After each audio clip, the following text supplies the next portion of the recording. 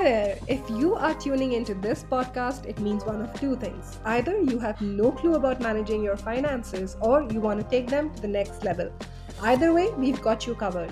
Financially Ever After is for the modern day Indian professional who is ready to take control of their financial journey.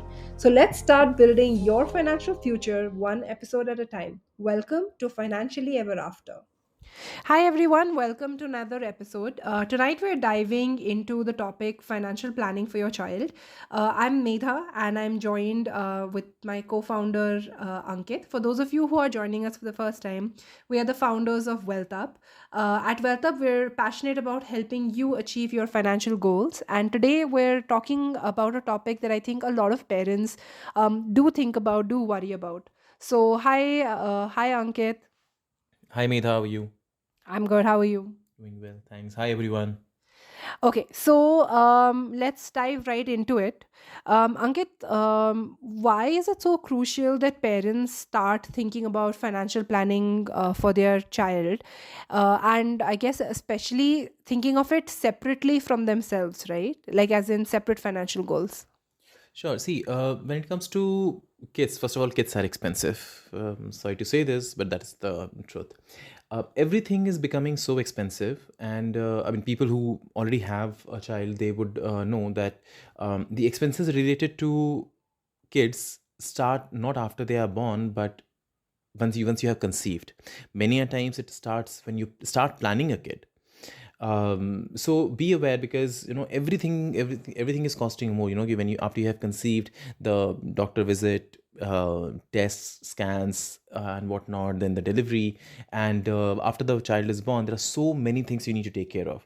Their nutrition, their clothing, their vaccination and whatnot, and of course the education. Many times now people are also thinking about sending their kids for additional extracurricular activities, hobbies and whatnot. All of these things cost a lot of money, and of course the big elements, big expenses come when it comes to higher education. Now these goals, these expenses are separate from your own, your own as a couple, okay, or even individual. And if you plan for these separately, these will be you'll be much better prepared for to take care of these expenses in a very good manner. So, you mentioned some of the milestones, but what are some financial milestones that parents should keep in mind, which are essential for from a financial planning perspective? See, when it comes to milestone, you can consider them as major expenses, right? So, of course, the delivery itself is a major expense. After that, things will be more monthly kind of expenses, the school fees, the regular expenses, and whatnot. Now, the extent or the amount of expenses that will be there, these regular expenses associated with your child can vary based on your own preferences, the kind of school you are sending your child to, the kind of upbringing you are giving, the kind of additional activities you're sending your child to. So these may or may not be bigger expenses. But next one will be after, generally after 10th. Like if your child is gonna prepare for competitive exams, the kind of tuitions you need to send, those are also big numbers. And of course, when they are going for higher education, by higher education I mean bachelor's as well as master's. And after that, one another big milestone or expense will be their wedding, if you're paying for. And well, if you're done everything good till then, that should be more or less the last major expense. If that is not the case, I mean, the expenses may continue. So something to be aware of. Okay. So, what are some common mistakes that you see parents make when it comes to financial planning for their children? Oh, the very first mistake that I can think of is not having a financial plan for their kids separately. Just thinking that, okay, whatever financial plan that we have, whatever savings we are going for, Hmm. is the same set of, same pool of saving from which we'll be taking care of everything. Mhm. Okay, nothing wrong with it, but when you have segregated items, segregated goals, and you're planning for them individually, you have better clarity and better control over these. You are making how you are making the progress towards these. Right. and Um, and the other thing is key, the kind of planning that you can do for your kids, for your child, particularly if you're thinking of say higher education and stuff, these are very long term goals. Your own goals can be relatively shorter terms. Say, I want to buy a house in 3 years or 5 years, or I want to do something else in like say 10 years. Those are relatively shorter term goals compared to the goal that you have for your child, which is something like 15 to 18 years out. uh, just because the tenure is different, the portfolio that would have been there for these goals can be different. So that is another thing to be aware of. Yeah, that's a good point. So what are the mistakes? Another mistake is when you're going for long term, okay, as I said, this is for your child, it's a very long term, so it can be a very aggressive portfolio. Okay. Now, when I say very aggressive portfolio, the kind of risky or volatile assets that you can take, or equity primarily that you can take in the portfolio, can be much higher. But don't make the mistake of allocating everything to equity. It should still be a diversified portfolio, because during this long term, of 15, 18 years, there will be ups and downs. And if you have done the allocation properly, and then the reallocation, portfolio reallocation properly, you can actually make a difference. It'll actually make a difference in terms of the kind of return that you'll make in the long run. Right. Is that it? Yeah, I think so. Okay.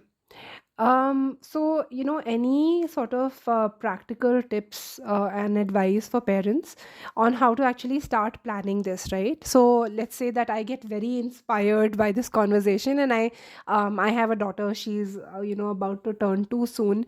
So, what exactly, how do I actually start planning for this? See, the first thing is that you should have a separate bank account for your child. Of course, since he or she will be a minor, they can't have their completely separate account. So it will be account which will be linked to one of the guardian. And you can, whatever money you are saving for long term, or your child is receiving from in cash from your from the relatives, all of those things can go in your child's account, and from there you can invest them. So already, a portion of the money that you're some money that you're receiving, it is already getting assigned to them. It is being put for long term, so that again, out of sight, out of mind. Anyways, you most likely you'll be taking care of your child's education, and all expenses on your own, right? So keeping this aside and leaving it for very long term is going to give you very good return. And again, as I mentioned, time to time, allocating it properly, and then reallocation, portfolio reallocation, very important.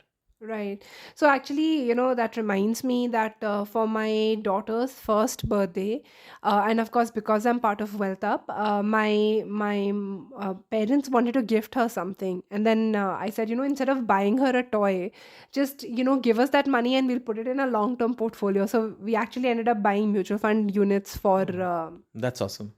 That's awesome. Yeah. So right. So a lot of people do invest in Sukanya Samriddhi Yojana. So, we had done this poll on our WhatsApp community, and I had asked like generally how people think about, investing for their child. And this was one of the most common answers. I don't think everyone really understands this. It's just that they know this is okay for a girl child and it can help in saving taxes. But, if you can just tell us a little bit about this, and is it a good way to invest and save taxes also? See, thing is, as far as saving tax is concerned, there are various ways in which you can see. So it falls Sukanya Samriddhi Yojana, the contribution that you make towards that falls under ATC only, that 1.5 lakh limit investments.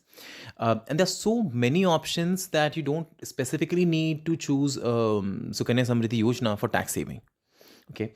Now, in terms of this particular option as an investment standalone, it's a fixed return, or fixed return investment.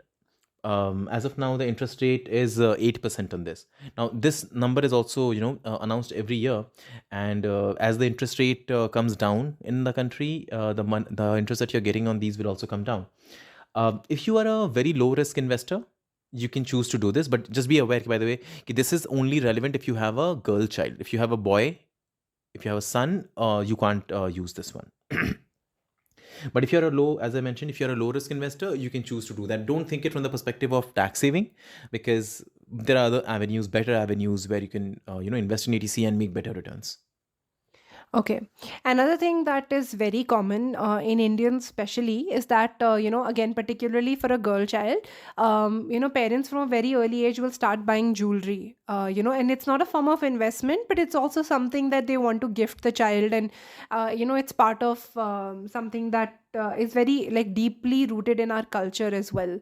So, without trying to offend anyone, but from just a very financial perspective, keeping emotion aside, does it make sense to do that? I think a lot of jewelers have this as well, where you can invest some money with them. They have these kind of schemes, etc. So do those really make sense? If you can just let us know. See, when it comes to investing in jewelry, um, see, so if there is a a very young child that you have today, um, in like 25 to 30 years, probably, roughly the time frame in which your child will be, girl child particularly, will be getting married, um, the whether gold jewelry will still have importance or not is a big question. Whether your child will actually go for a gold jewelry or not is a big question. Secondly, the jewelry that you buy today, and we're talking about jewelry, not gold coins or bars, right? If you're talking about gold jewelry, the designs that you get today, whether these will still be relevant or in fashion then or not, is another question. um, Instead of doing this, I mean, if you do want to buy gold, a better way to buy gold is using digital gold, be it gold fund or, if relevant, sovereign gold bond and whatnot. And when it comes to the long term we are talking about, um, you can always convert these, right? Suppose if you want to buy gold jewelry at that point of time, you can convert these, sell gold at the relevant gold prices, and just buy it. Even if the prices have increased, the in value of your investments would have also gone up. But you don't have to worry about the safekeeping of it, it getting stolen, maintenance, or anything of that sort. You can just sell it, get the latest design, and get the latest jewelry made. But actually, a better way to, again, even if you're planning for the child's wedding, a better way to think about it is, again, investing in a diversified fund, diversified portfolio, and this portfolio will have some allocation towards gold. If you are more interested in gold, you can discuss it with your advisor, if the allocation of gold can be higher in your portfolio. Okay, but that is a much better way to do it. Right, like you would invest some part just as a pure investment, and then to hedge, kind of, to reduce risk, and then you would have like an extra portion key by, this part will be sold off sometime in the future to buy actual jewelry, something like that. That's right. Okay. So, and what about those schemes that jewelers have? See, that actually varies. There is no, it's not standard. It's like, generally, it's like you pay for, say, 10 months or 11 months, and they add another month over there. And varying from, jeweler to jeweler, it may be the case key, they may be giving you some another, other waive off in terms of making charges and not and all. So, since it is not a very standard thing, it can be made more lucrative by some of the jewelers. It's difficult to comment on it. But again, the point is, even if you're, say, buying it and accumulating it today, the designs particularly that you're talking about today, the same concerns that I told about earlier, it doesn't make sense to buy gold jewelry right now. The safekeeping, the designs, all those things, those concerns that I mentioned earlier, they still hold true. Right. Okay.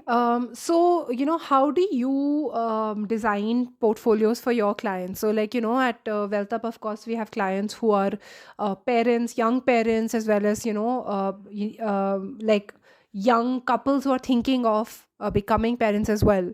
So, how does financial planning work? Maybe if you can, give an example in both cases, if relevant, or if just in one case. Okay, so we have a client who wanted to plan for the higher education of the child. So the way we are doing it is key, we understand what the situation will be and how much expected inflation adjusted amount will be. And for in order to achieve that, for the roughly 16 odd years that we have, how is it, how much of a SIP that will be needed, monthly investment that will be needed.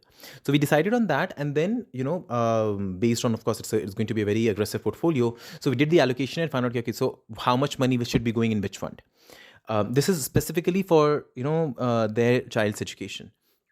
Now, apart from that, of course, they have other goals like their own buying a home down the line, and their own retirement and stuff. So we are doing a similar thing, no? Ki just finding out what the goal is, how much time is there, and doing the allocation. Once it is done individually for each goal, we just sum up ki, okay, if there is more than if one fund is is present in more than one goals, we just sum up all the SIPs, all the amount of monthly investment that will go in this fund, and together we invest that amount. I have another client who also wanted to plan for their kids' annual fees, the annual school fees, because he needs to pay it annually in the school, where his kid is going. So what he does is so it's roughly 2 lakh rupees that he needs to pay every year. What he does is every month he assigns on around 16,000. He invests 16,000 in a short-term fund, and in 1 year's time he has those 2 lakh rupees, and then more than 2 lakh, he takes out the 2 lakh, pays the fees, and just moves on to for the next month, next year. Of course, as the expenses, the fees increases, we'll be increasing the amount, but this is also sort of from the perspective of short term, like every year the fees that needs to go. Awesome. I think that was very helpful.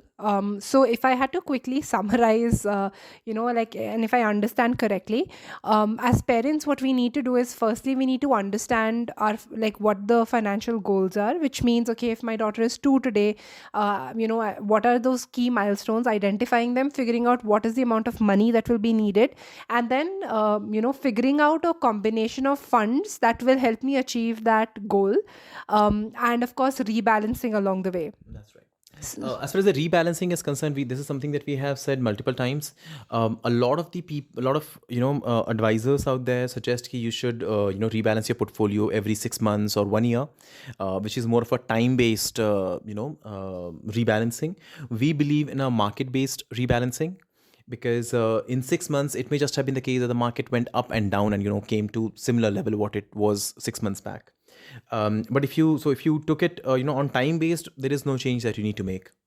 But if you were making it or you doing this rebalancing from the perspective of market levels, if there was a major correction, you could have rebalanced and bought more equity at cheaper price, and then when it market went up, you would have been benefited from it. So that is another thing that you should be mindful of when you're doing this portfolio rebalancing. Great. Well, thanks so much, Ankit. I think any closing thoughts? Otherwise, thanks everyone for listening to us. If you want to stay updated about new episodes that are coming out in our, in our podcast, do follow us on Spotify. And after every session, we have a Q&A with our WhatsApp community members. So if you are interested in joining the WhatsApp community, you can follow Ankit on LinkedIn, and he regularly shares the link on how to join the community.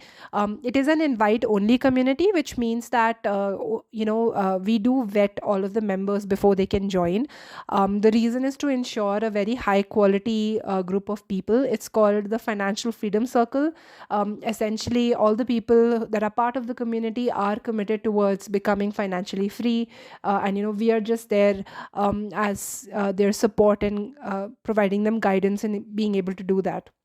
So yes, thank you for listening, and for being with us. We do come and talk about different financial topics every Tuesday, so do watch out. Again, follow Ankit on LinkedIn to know next week's topic. Ankit, any closing thoughts? No, thank you so much, everyone, for joining. Thank you, Medha. And if you have any questions, you can raise your hand, and we'll be happy to talk to you. Yeah, and in case you are a parent and you need help with planning finances for your child, you can also reach out to Ankit or me, and we'll be happy to do that, because at WealthUp we're working with a lot of clients, helping them plan their children's future. So yes, thank you, and good night.